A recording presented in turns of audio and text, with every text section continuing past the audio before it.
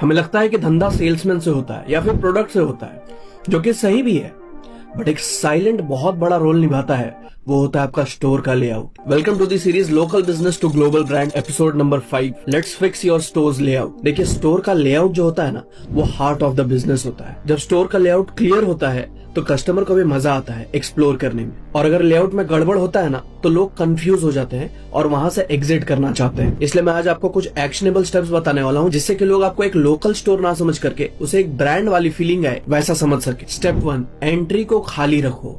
Entry बहुत jumbled up नहीं होनी चाहिए, वहां पे उसको स्पेस होना चाहिए अच्छा खासा चलने का, आने का, जाने का, और वो नीट एंड क्लीन होना चाहिए। बहुत बार मैंने देखा है कि वहीं पे पानी गिरा रहता है, कीचड़ हुआ रहता है, कोई भी लिक्विड वहां पे स्पिल हुआ रहता है, कुछ कचरा हुआ रहता है, उसे देखते रहिए और वैसा मत होने दीजिए। एंट्रेंस का काम है उसको वेलकम करना, तो उसे वेलकम तभी फील होगा जब आप उसके इंतजार में वो सारी चीजें ठीक करके रखेंगे, तो उसे भी लगेगा कि अगला केयर्स। स्टेप 2, राइट साइड को प्रायोरिटी दो। देखिए, हमारा ह्यूमन माइंड इस तरीके से डिजाइन हुआ है कि साइकोलॉजिकली वो कहीं पे भी घुसता है ना तो राइट जाने की कोशिश करता है, वो राइट की तरफ मुड़ता है। आप खुद भी कभी नोटिस कीजिएगा, आप किसी भी मॉल में या फिर मार्ट में जाते हैं तो आप मोस्टली आपका माइंड आपको राइट की तरफ डाइवर्ट करता है। वहां पे आप अपनी महंगी चीजें रखिए, प्रीमियम चीजें रखिए, नई चीजें रखिए, न्यू प्रोडक्ट्स लॉन्च जो भी है उसको वहां पे लगाइए। बिलिंग काउंटर को एकदम सामने मत रख दीजिए कि घुसते के साथ या फिर बाहर से ही पहले बिलिंग काउंटर ही दिखाई दे रहा है। ये साइकोलॉजिकली उसके दिमाग में ये बताता है कि यहाँ पे मुझे कुछ ना कुछ खर्चा करना पड़ेगा, ये मेरे से सिर्फ पैसा लेने के लिए बैठे हैं। जबकि स्मार्ट तरीका वो है कि बिलिंग काउंटर को या तो आपने बहुत पीछे रखा है या फिर आपने राइट कॉर्नर पे रखा है या फिर लेफ्ट कॉर्नर पे रखा है, ना कि सेंटर में घुसते के साथ ही वो हो। नेक्स्ट स्टेप इज कैटेगरी बनाइए। कैटेगरी वाइज आप अपने प्रोडक्ट्स को डिस्प्ले कीजिए। ये नहीं कि स्टेशनरी का कुछ आइटम यहाँ है तो कुछ आइटम उस तरफ है। स्टेशनरी के सारे आइटम एक जगह हैं या फिर टॉयज के सारे सेक्शन एक जगह हैं। जैसे कि आपने DIY या फिर दूसरे जगहों पर भी देखा होगा